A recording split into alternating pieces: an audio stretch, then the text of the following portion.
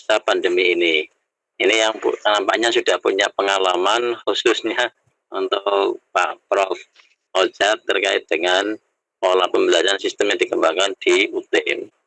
Selanjutnya berkaitan dengan karakter. Betul Pak. Jadi orang tua sebagai pendidik pertama dan utama ini nampaknya baru disadari setelah adanya corona. Jadi kita banyak berterima kasih dengan corona. Jadi corona itu mengingatkan kita pentingnya keluarga sebagai fondasi pendidikan awal. Tapi dalam kondisi semacam ini sekarang yang terjadi adalah orang tua itu hanya kaget. Kemudian pola-pola yang dikembangkan dalam pembelajaran pun gimana menjadi seorang guru, menjadi seorang pendidik di rumahnya itu juga belum terselesaikan sekarang. Artinya apa? Artinya bagaimana ini perlu ada semacam solusi yang bisa ikut menghantarkan anak-anak sukses belajar tapi di rumah. Nah, ini perlu ada format khusus menjadi tanggung jawab bersama-sama, baik dari Kemendikbud, baik dari Kemenak, baik dari kita sebagai di Pergunu dalam rangka supaya orang tua itu juga ikut bersama-sama menghantarkan anak sukses. Ini dalam kondisi yang pandemi semacam ini. Kalau misalnya pandemi terus kan berarti harus semacam ini terus. Nih, yang selanjutnya untuk tolak ukur capaian di sekolah tingkat jenjang SMK. Ini untuk vokasi katanya dengan mata pelajaran produktif. Ini ternyata untuk pola uji ini ternyata belum menemukan. Sehingga yang terjadi ketika anak-anak SMK untuk uji mata pelajaran produktif, mereka tetap harus datang ke sekolahan. Ini perlu juga ada solusi sehingga tetap berjalan produktif, tetap tidak mengurangi terhadap kompetensi yang dimiliki sesuai dengan KD yang ada, tetapi tadi jarak jauh juga tetap dijalankan. Ini namanya perlu ada solusi sehingga Pergunu bisa memberikan andil dalam rangka ikut melengkapi permasalahan di dunia pendidikan yang sekarang dialami. Mungkin itu jadi 3 hal. Terima kasih. Assalamualaikum warahmatullahi wabarakatuh. Waalaikumsalam warahmatullahi wabarakatuh. Terima kasih Pak Faujin. Ini Bunda Doli di Gorontalo izin live karena sudah memasuki buka puasa. Nah, ini di Bali juga hampir buka puasa, tapi kayaknya Bali akan menyampaikan pesan sedikit mungkin dari Bali, Pak Lewa.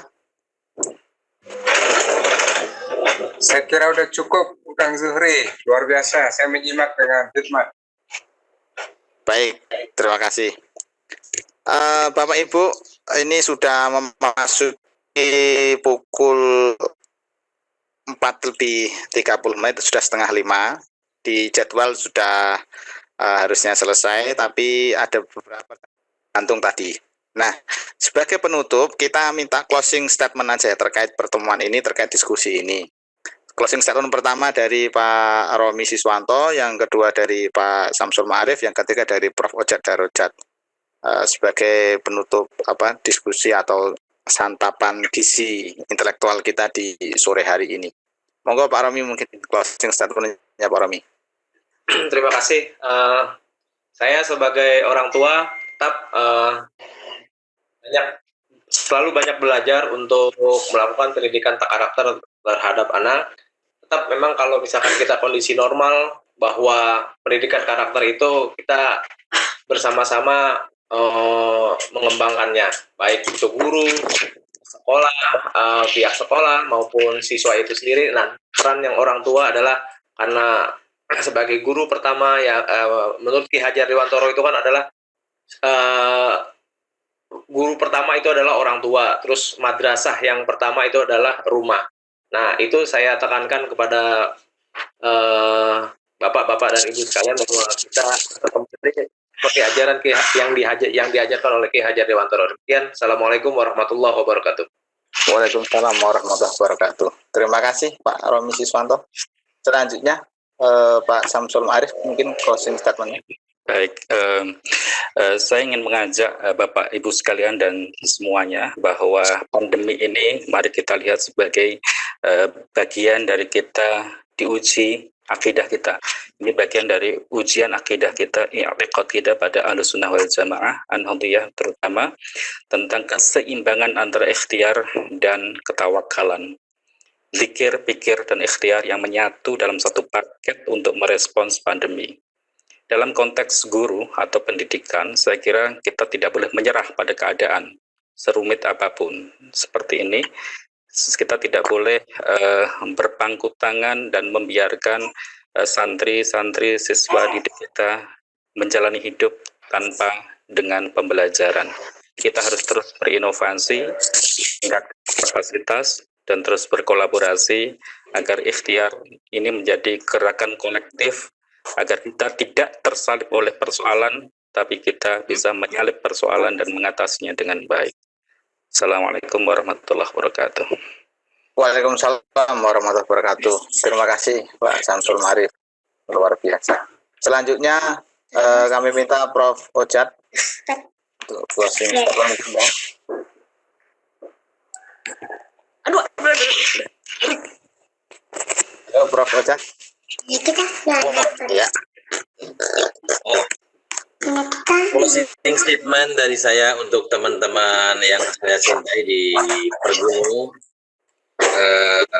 Dari COVID-19 ini kita banyak belajar, banyak hikmah kita dapat petik, pelajaran untuk kehidupan ke depan. Kita sebagai insan yang mengabdikan diri di dunia pendidikan, paling tidak bisa belajar dari peristiwa COVID-19 ini adalah di mana kita penting kita mempunyai kompetensi untuk memberikan bimbingan, arahan kepada anak-anak kita, membelajarkan secara konvensional.